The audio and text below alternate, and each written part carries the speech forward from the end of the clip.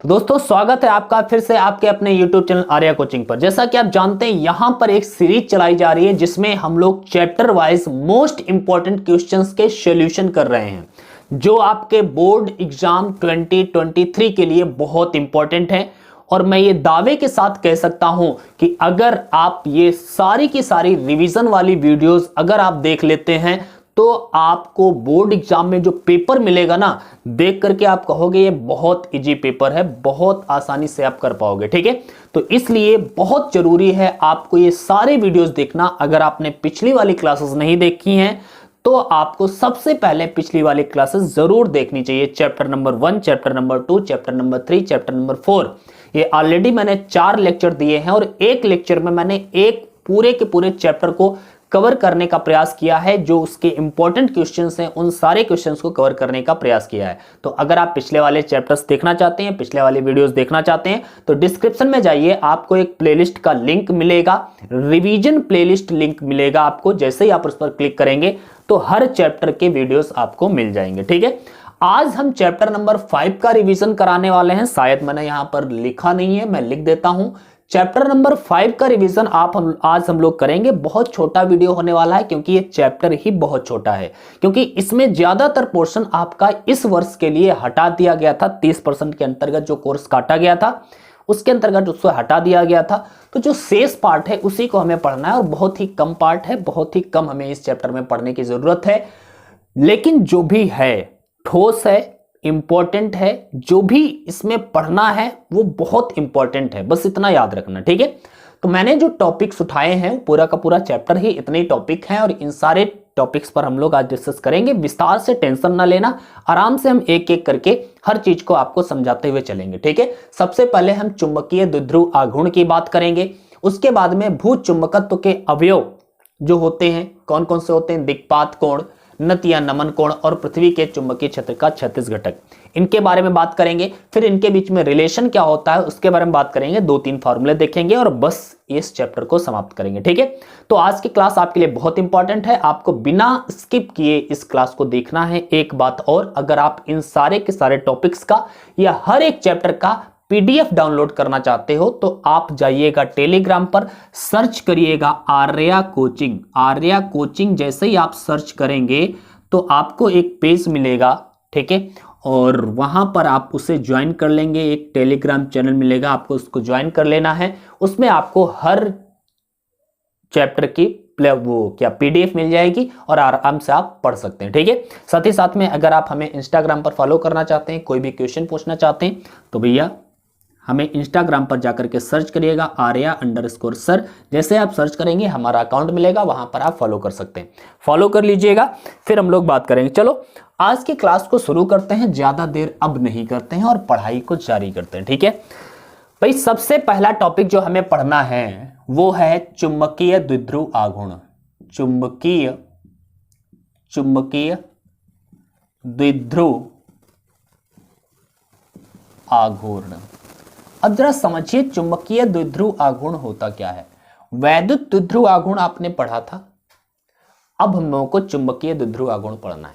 एक फार्मूला हम लोगों ने कल वाले दिन मैंने शायद आपको बताया था पिछली वाली क्लास में कि टाउ बराबर होता है mb sin थीटा। शायद ऐसे नहीं बताया था, m का मतलब यहां पर NIA होता है, तो NIAB sin थीटा इस तरह से मैंने जरूर बताया होगा। टाउ बराबर NIAB sin थीटा। जब मैंने धारा मापी आपको पढ़ाई थी तो मैंने इसके बारे में डिस्कस किया था। ठीक है, सो टाउ बराबर NIAB sin थीटा कहो या फिर NIA को ही हम m कहते हैं तो ये MB sin थीटा। यहां पर m क्या है, m को ही हम चुंबकीय द्विध्रुव आघूर्ण कहते हैं। लेकिन इसकी परिभाषा क्या होगी, इसको हम कैसे परिभाषित करेंगे ये जरा समझते हैं। मान लिया कोई चुंबकीय द्विध्रुव है। भाई चुंबकीय द्विध्रुव का मतलब आप समझें, चुंबकीय द्विध्रुव मतलब एक क्षण चुंबक है, मतलब एक चुंबकीय क्षण है जिसे हम चुंबकीय द्विध्रुव कह लेते हैं। तो अगर कोई चुंबकीय द्विध्रुव चुंबकीय क्षेत्र में रखा जाए, ठीक है, तो उस पर बलाघूर्ण लगता है।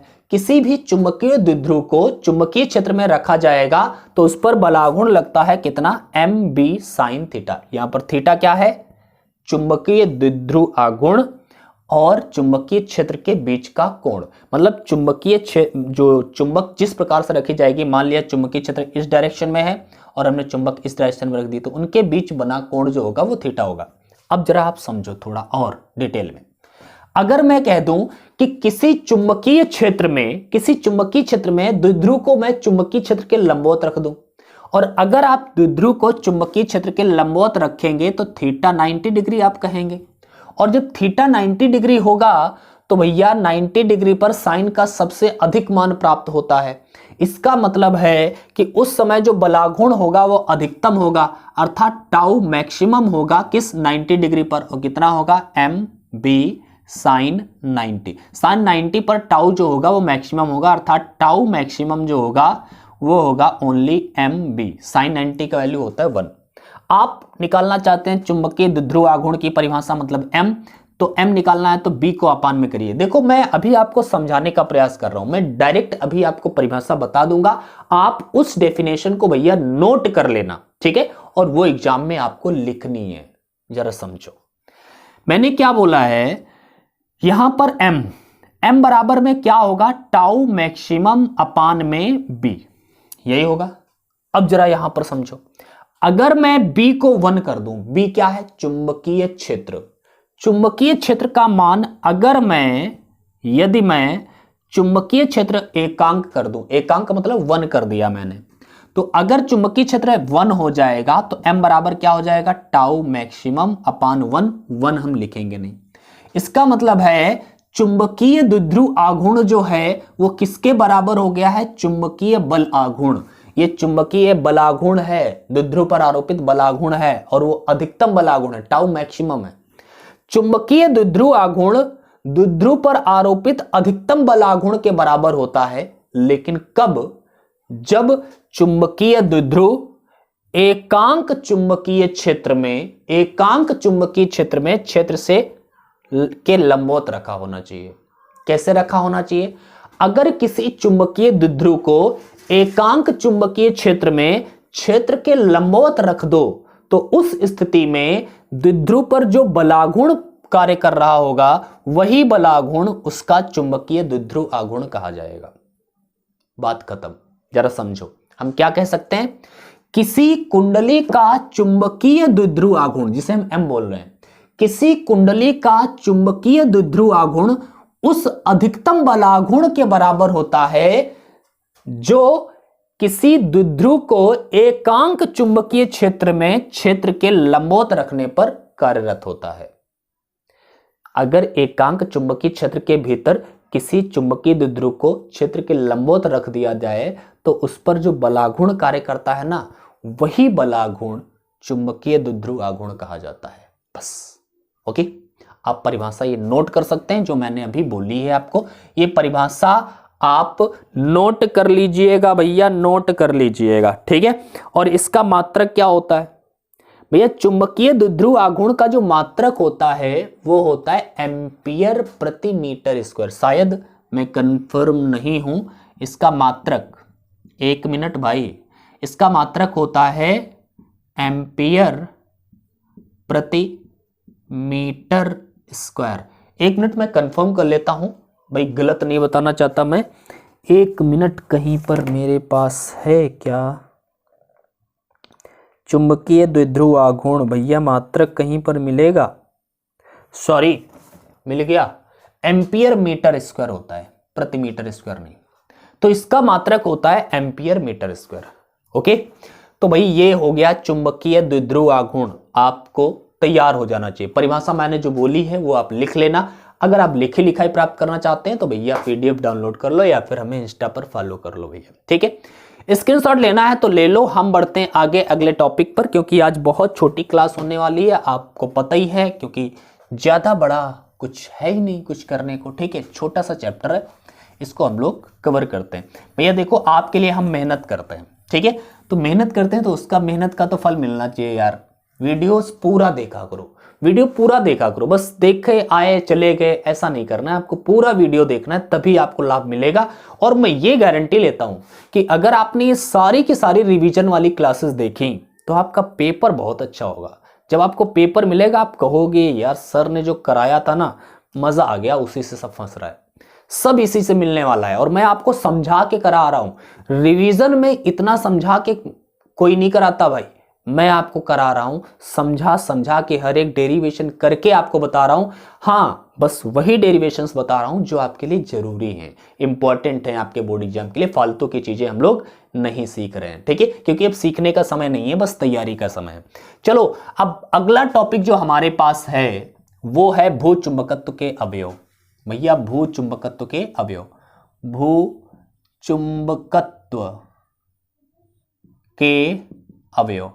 एक बात भैया, यार अगर वीडियो पसंद आता है, आप यहां से कुछ सीखते हैं, तो वीडियो को शेयर कर दिया करो, शेयर कर दिया करो यार, हमारा भी भला होगा, आपका भी भला होगा, जिसको भेजोगे उसका भी भला होगा, आपको दुआएं देगा वो, ठीक है। और आप पढ़िए, पूरा वीडियो देखिए, लाइक कर दीजिए भैया, क्योंकि मुझे मोटिवेशन मिलता है जब आप लाइक करते हैं, कमेंट करते हैं, तो मुझे मोटिवेशन मिलता है। तो कमेंट करके जरूर बताया करो कि कैसा वीडियो लगा आपको, ठीक है।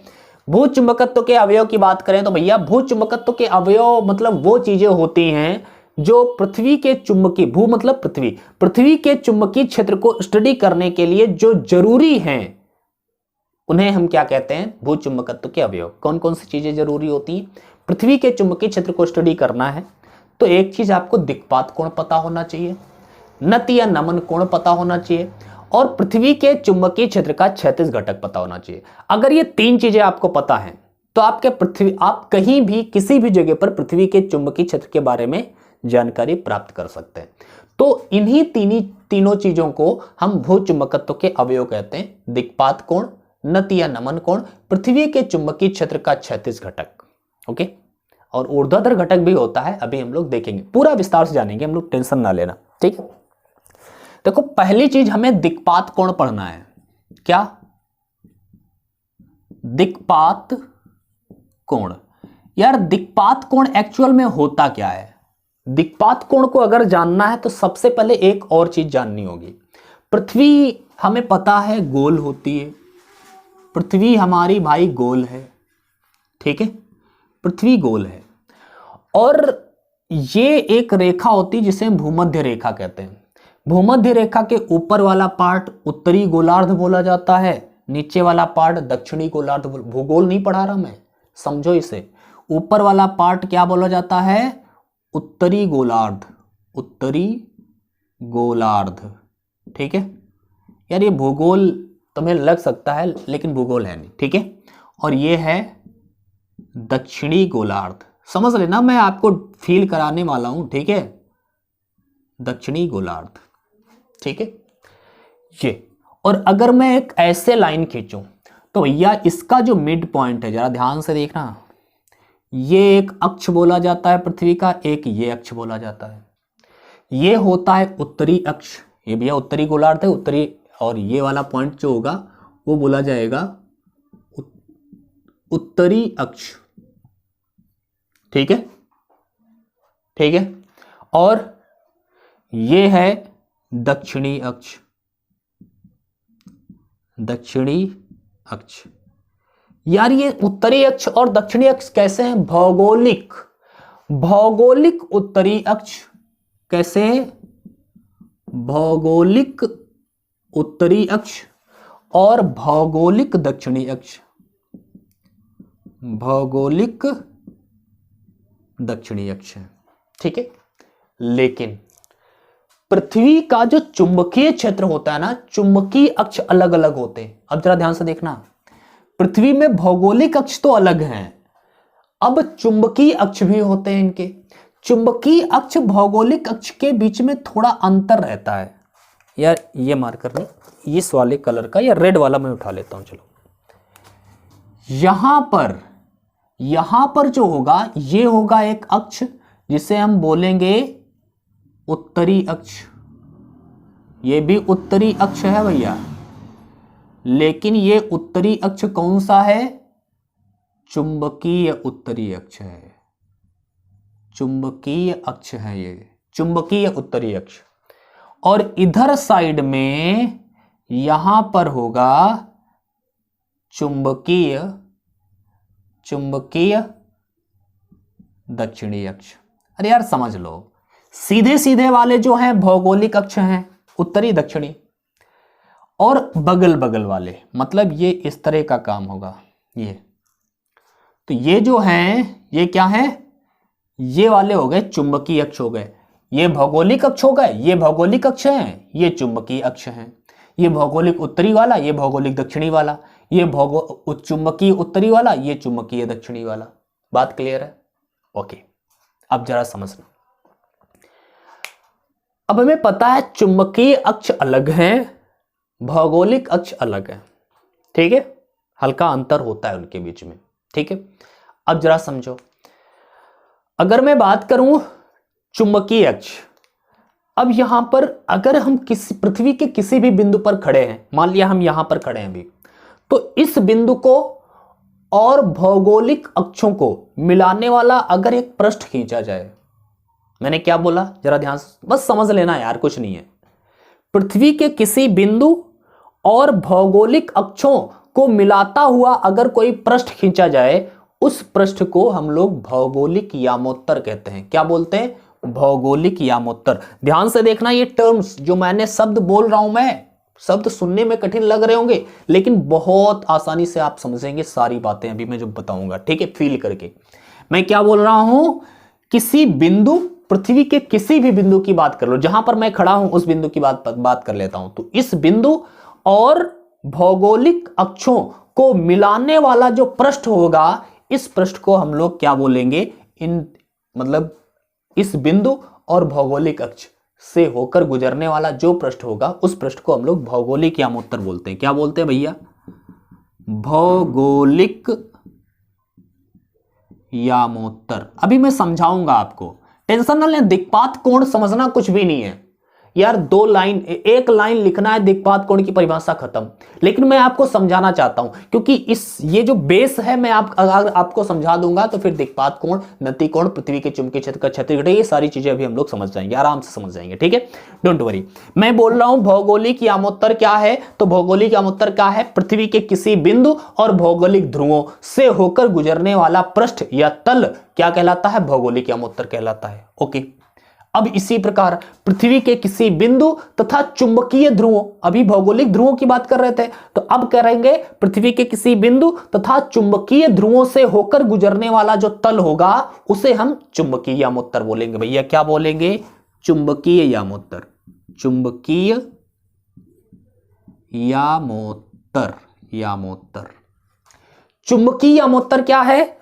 पृथ्वी के किसी बिंदु तथा चुंबकीय ध्रुवों से होकर गुजरने वाला तल या पृष्ठ चुंबकीय यामोत्तर है, और पृथ्वी के किसी बिंदु तथा भौगोलिक ध्रुवों से होकर गुजरने वाला पृष्ठ क्या बोला जाएगा? भौगोलिक यामोत्तर बोला जाएगा। अब मेरे ख्याल से आपको ये तो क्लियर होगा। अब ध्यान से जरा समझना, चुंबकीय ध्रुव और उत्तरी भौगोलिक ध्रुव अलग अलग होते हैं। अब जरा मैं बताने वाला हूं दिक्पात कोण की परिभाषा। दिक्पात कोण की परिभाषा अगर आपसे पूछी जाए, कुछ नहीं लिखना है, आराम से लिख देना कि भौगोलिक यामोत्तर, पृथ्वी के किसी बिंदु पर भौगोलिक यामोत्तर तथा चुंबकीय यामोत्तर के बीच बना कोण दिक्पात कोण कहलाता है। काम खत्म, परिभाषा खत्म। क्या बात है, कुछ भी नहीं यार, हलवा, आराम से कर सकते हो। मैंने क्या बोला? दिक्पात कोण की परिभाषा क्या है? तो दिक्पात कोण क्या है? भौगोलिक यामोत्तर और चुंबकीय यामोत्तर के बीच में बना कोण दिक्पात कोण कहलाता है। हो गया काम, हो गया, परिभाषा हो गई दिक्पात कोण की। लेकिन भौगोलिक यामोत्तर क्या होता है? फिर तो आप ये सोचते भौगोलिक यामोत्तर कौन सी चिड़िया है, चुंबकीय यामोत्तर कौन सी चिड़िया है। मैंने इसीलिए बता दिया आपको कि चुंबकीय यामोत्तर क्या है। अगर एक बार पूछा भी जा चुका है चुंबकीय यामोत्तर किसे कहते हैं, तो चुंबकीय यामोत्तर क्या है? तो पृथ्वी के किसी बिंदु तथा चुंबकीय ध्रुवों से होकर गुजरने वाला तल चुंबकीय यामोत्तर कहलाता है, और पृथ्वी के किसी बिंदु तथा भौगोलिक ध्रुवों से होकर गुजरने वाला तल भौगोलिक यामोत्तर कहलाता है। कोई दिक्कत नहीं है। और भौगोलिक यामोत्तर और चुंबकीय यामोत्तर के बीच के कोण को क्या बोलते हैं? दिक्पात कोण कहते हैं। ये परिभाषा आप दिक्पात कोण की लिख सकते हो। इसे भैया डी से व्यक्त करते हैं, डेक्लिनेशन एंगल इसे बोला जाता है। इसे हम डी से व्यक्त करते हैं, या फिर आप कहीं कहीं पर देखोगे ए से भी व्यक्त किया गया है, कहीं कहीं पर आप अल्फा से भी देखोगे। नॉर्मली एनसीईआरटी में भैया डी दिया है तो इसे हम डी से व्यक्त करते हैं, या फिर आप मित्तल वाली बुक में जाओगे तो ए से लिखा है तो ए से व्यक्त करते हैं। ठीक है, किसी से भी आप लिख देना, नॉर्मली आप डी से लिखना, एनसीईआरटी ज्यादा हम लोग फॉलो करें, ज्यादा बेहतर रहेगा। ठीक है, तो इसे हम डी से व्यक्त करते हैं। कोई दिक्कत है? दिक्पात कोण आप समझ गए। अब दूसरा वाला उठा लेते हैं। भैया 3 ही तो ये टॉपिक्स हैं, एक एक करके सारे विस्तार समझेंगे। अभी मैं एक और चित्र बनाऊंगा जिससे आपको और क्लियरिटी आएगी, डोंट वरी। ठीक है, दूसरी चीज मैं क्या बोलने वाला हूं भाई, देखो यार वीडियो अगर पसंद आए बस लाइक कर देना, लाइक कर देना, शेयर कर देना, और क्या कर देना, अभी फोन को ऐसे करे होगे, जरा ऐसे करो, लाइक करो, लाइक कर दो यार, लाइक कर दो। ठीक है, और शेयर कर देना अपने दोस्तों के साथ में, शेयर कर दो, लाइक कर दो, और वह कमेंट करके जरूर बताना कि आपको क्लास कैसी लगी। मिटा दूं ये? ओके, अब जरा समझो, जरा समझना।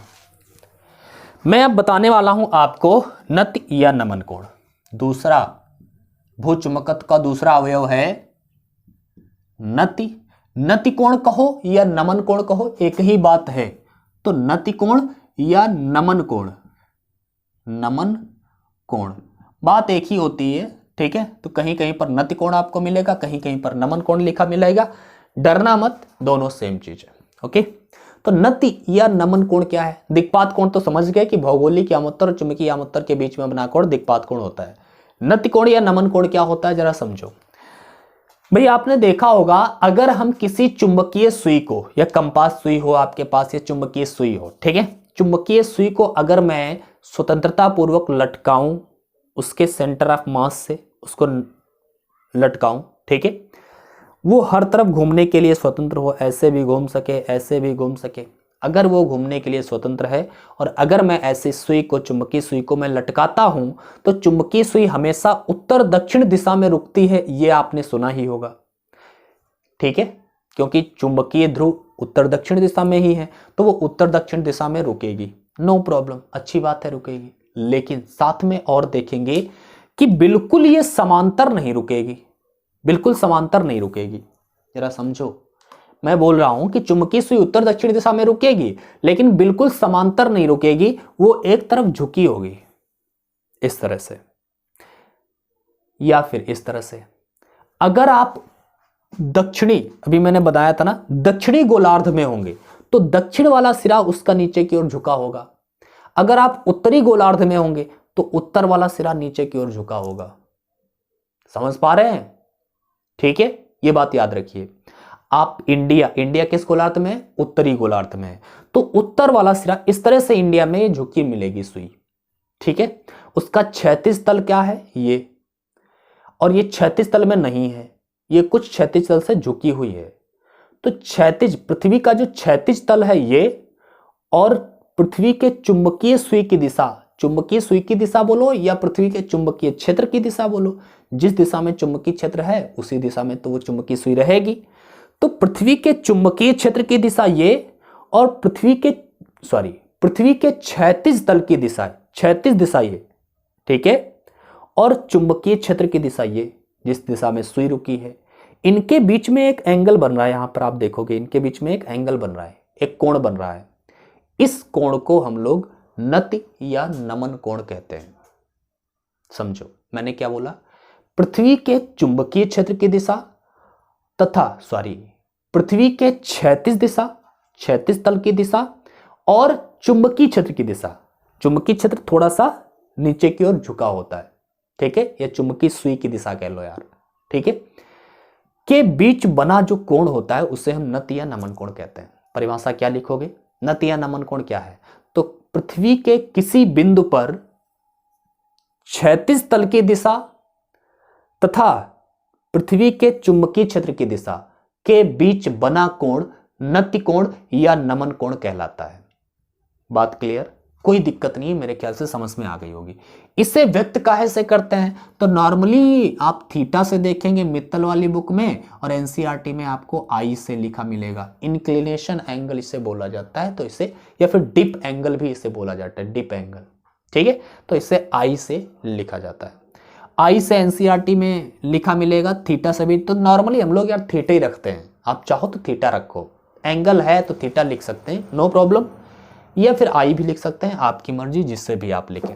ठीक है, इसका कोण, इसका भी फार्मूला क्या होगा नति कोण का या नमन कोण का, अभी हम लोग देखेंगे, डोंट वरी। अभी हमने परिभाषा आपको बता दी है, लिखना चाहते हो भैया लिख लो, मैंने बोल दी है, और लिखी लिखाई पाना चाहते हो तो मैंने आपको जुगाड़ बताया है। और यार इंस्टाग्राम पर फॉलो कर लो भैया, इंस्टाग्राम पर फॉलो कर लो, आईडी है तो सर्च करिए आर्या_सर।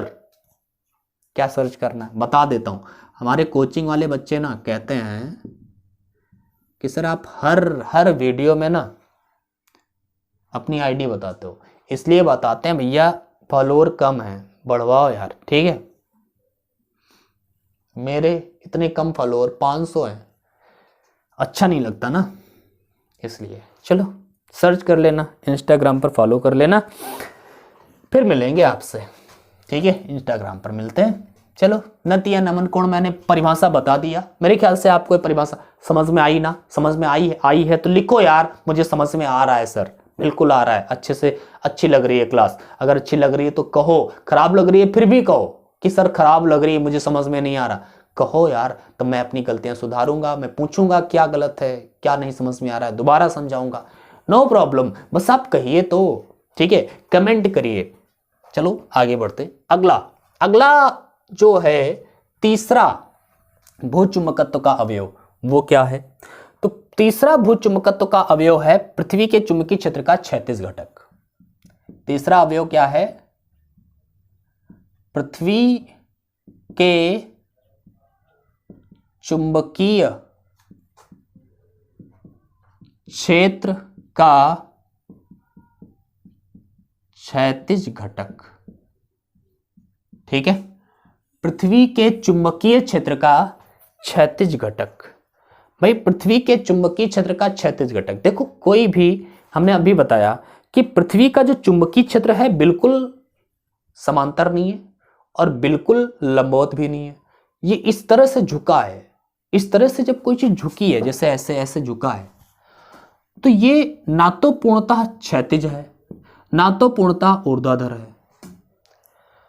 तो अगर ये मान लिया चुंबकीय क्षेत्र है BE, तो इसका ये वाला होगा क्षैतिज घटक और ये वाला होगा इसका ऊर्ध्वाधर घटक।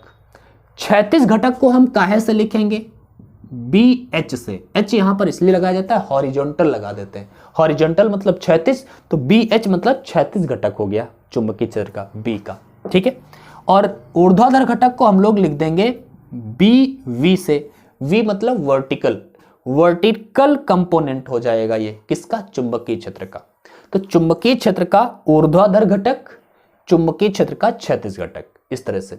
अच्छा, मैंने बताया था एक बार ऊर्ध्वाधर घटक और क्षैतिज घटक मैंने काहे से व्यक्त किए, तो ठीक है, लेकिन ये होगा कितना? मैंने बताया था कि अगर आपको एंगल पता चल जाए, जैसे मान लिया ये एंगल है थीटा, ठीक है, तो इधर साइड वाला जो भी घटक होगा उसमें कॉस थीटा जुड़ जाएगा, जिस साइड में थीटा होता है। तो मैं कह सकता हूं कि ये वाला जो कंपोनेंट होगा वो BE के साथ में कॉस थीटा जोड़ दो, तो ये हो गया क्षैतिज घटक। क्षैतिज घटक BH बराबर में क्या होगा? BE cos theta. इसी प्रकार ऊर्ध्वाधर घटक वाले में क्या जुड़ जाएगा? BE sine theta. जिधर थीटा नहीं होता है उधर साइड में साइन थीटा। अगर मैं मान लूं, एग्जाम्पल कह दूं अगर, कि अगर इधर थीटा है तो भैया इधर BE कॉस थीटा हो जाएगा और इधर BE साइन थीटा हो जाएगा, लेकिन थीटा तो उधर है। ठीक है, बात क्लियर? अब जरा समझो, पृथ्वी के चुंबकीय क्षेत्र का जो क्षैतिज घटक है, ठीक है, पृथ्वी के चुंबकीय क्षेत्र का जो क्षैतिज घटक है वो, उसका फार्मूला अब हम लोगों को डिराइव करना है।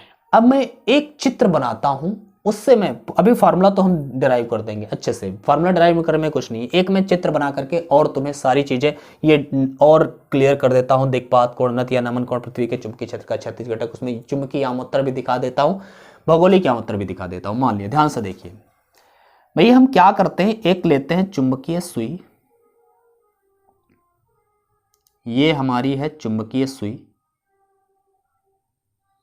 ठीक है, इसको थोड़ा और यार डिप कर देते हैं, हल्का और डिप कर देते हैं, नहीं तो ऐसे अच्छी नहीं लगेगी। ऐसे लिया मैंने, क्या यार बार बार हम मिटा रहे हैं, बना रहे हैं, ठीक है, इस तरह से कर दिया मैंने। ये एक चुंबकीय सुई है, ठीक है, ये चुंबकीय सुई है जो हमेशा समांतर तो रुकती नहीं है, हमेशा झुकी हुई रहे, तो ये झुकी हुई है, ठीक है। इससे होकर जाने वाला एक पृष्ठ खींचते हैं, ठीक है। ये जो पृष्ठ है एक ये हो गया जिसे हम बोलेंगे चुंबकीय यामोत्तर। अब यहां पर हम भौगोलिक यामोत्तर बना रहे हैं, कलर चेंज कर देते हैं।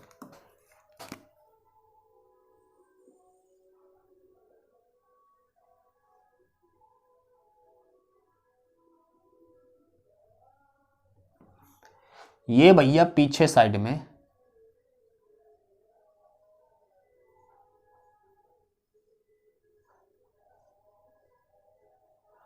ये है आपका भौगोलिक यामोत्तर।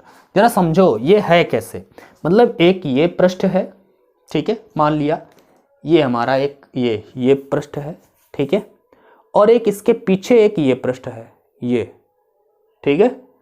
ये पृष्ठ आपको पूरा दिख रहा है, ये वाला सामने, और जो पीछे वाला पृष्ठ है उसका थोड़ा पार्ट किनारा किनारा आपको दिख रहा है। जैसे किताब मान लो, एक पीछे वो पन्ना है किताब का, एक ये आगे पन्ना है, ओके।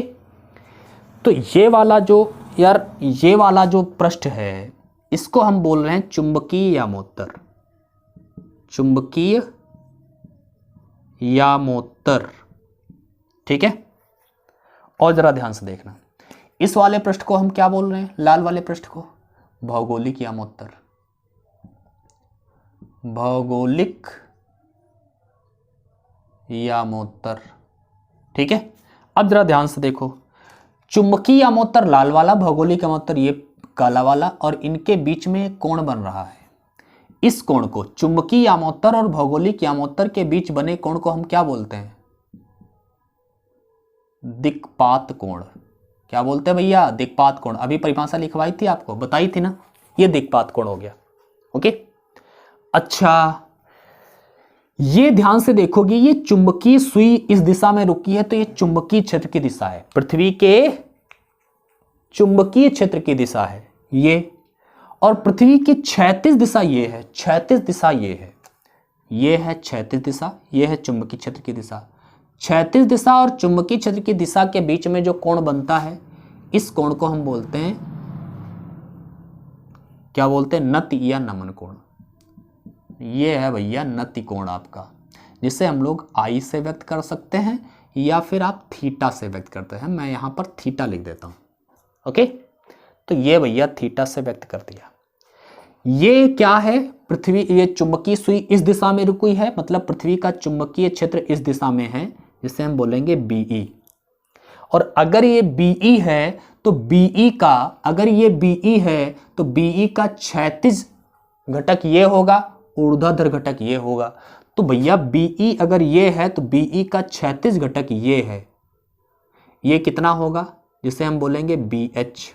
और BH किसके बराबर होगा, मैंने अभी बताया कि BH जो होगा, इधर मैं लिख देता हूं, ठीक है, BH जो होगा क्षैतिज घटक, वो होगा BE cos थीटा के बराबर, क्योंकि थीटा इधर है तो BE cos थीटा के बराबर होगा। ये है इसका ऊर्ध्वाधर घटक, ऊर्ध्वाधर घटक, जिसे हम बोलेंगे BV। और BV किसके बराबर होगा, अभी मैंने बताया BE sin थीटा के बराबर। समीकरण 1, समीकरण 2, मैंने सारी चीजें इसमें आपको दिखा दी है। अब आप इनके बीच में रिलेशन प्राप्त करना चाहते हैं। अब एक क्वेश्चन होगा कि पृथ्वी के भूचुंबकत्व के अवयवों के बीच में संबंध ज्ञात कीजिए, संबंध बताइए। तब आप संबंध कैसे बताएंगे, जरा ध्यान से देखो। समीकरण 1 और समीकरण 2, इन दोनों का वर्ग करके जोड़ दो जरा, एक इक्वेशन मिलेगा जो जिस पर बेस न्यूमेरिकल आपको मिल जाता है, और ये भी आपसे पूछे ही देता है अक्सर, ठीक है। क्या दोनों समीकरणों का भैया वर्ग करना है, समीकरण 1 का स्क्वायर समीकरण 2 का स्क्वायर करके जोड़ दीजिए, तो क्या बनेगा, BH का स्क्वायर प्लस BV का स्क्वायर, इनका स्क्वायर करके जोड़ा बराबर में, इधर भी BE का स्क्वायर कास स्क्वायर थीटा, और ये BE का स्क्वायर क्या हो जाएगा, साइन स्क्वायर थीटा। ओके, तो ये हो गया भैया B H square plus B V square बराबर में बी ई स्क्वायर कॉमन ले लिया तो cos square theta plus sine square theta. Cos square theta plus sine square theta या फिर sine square theta plus cos square theta 1 होता है, तो इधर केवल बी ई बचेगा। So B H square plus B V square बराबर में बी ई स्क्वायर। आप बी एच निकालना चाहते हैं, 36 घटक आप निकालना चाहते हैं, तो बी एच निकालना चाहते हैं, बी ई को उधर कर दो। सो बी एच स्क्वायर बराबर में बी ई स्क्वायर माइनस में बी वी स्क्वायर। ठीक है, अब अगर आप बी एच निकालेंगे सो उधर रूट लगा दीजिए, बी ई स्क्वायर माइनस में बी वी स्क्वायर। ये भैया एक फार्मूला निकल के आया जो आपके लिए इंपॉर्टेंट है भाई, इंपॉर्टेंट तो है, इतना मानना पड़ेगा। ठीक है, एक और चुंबकीय क्षेत्र का क्षैतिज घटक और नति कोण के बीच में रिलेशन क्या है ये समझते हैं। इसको समझने के लिए हम क्या करते हैं, यही दोनों समीकरण 2 को भाग कर देना है समीकरण 1 से। देखो सिंपल है भाई, कुछ नहीं करना हमें। ठीक है, तो ये क्या हो जाएगा, समीकरण 2 को भाग करिए, बी वी को भाग करना है बी एच से, मतलब बीई साइन थीटा को भाग करना है बीई कॉस थीटा से। ठीक है, बीई से बीई कैंसल आउट हो जाएगा, साइन थीटा बटे में कॉस थीटा होता है भैया टेन थीटा।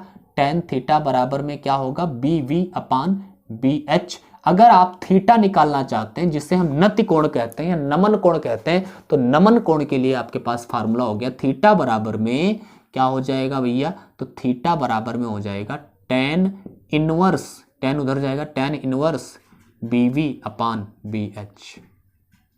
मेरे ख्याल से आप समझ गए होंगे ये सारी बातें, और अगर ये आपको सारी बातें समझ में आई हैं तो भैया लाइक मारो, तुरंत लाइक मारो, वीडियो को तुरंत अभी शेयर कर दो, सीधा करो फोन, अगर ऐसे था इसको ऐसे करिए, लाइक मारिए, शेयर मारिए अपने दोस्तों के साथ, उनको कहिए कि चैनल सब्सक्राइब करें, आप भी सब्सक्राइब करो, क्योंकि आप यहां पर हमारे साथ पूरी फिजिक्स पढ़ेंगे, हर चैप्टर का रिवीजन करेंगे, इसी तरह से करेंगे, अच्छी तरीके से करेंगे, भरपूर करेंगे। ठीक है, पूरा एक वीडियो में एक चैप्टर, एक वीडियो में केवल 1 घंटे की क्लास में पूरा एक चैप्टर आप पढ़ रहे हैं, और वो भी अच्छी तरह से समझ करके इंपॉर्टेंट क्वेश्चंस जो आपके लिए बोर्ड एग्जाम के लिए जरूरी हैं, इसलिए बेनिफिशियल तो साबित होगा ही होगा ये आपका चैनल, इसलिए इसको सब्सक्राइब भैया जरूर करिए।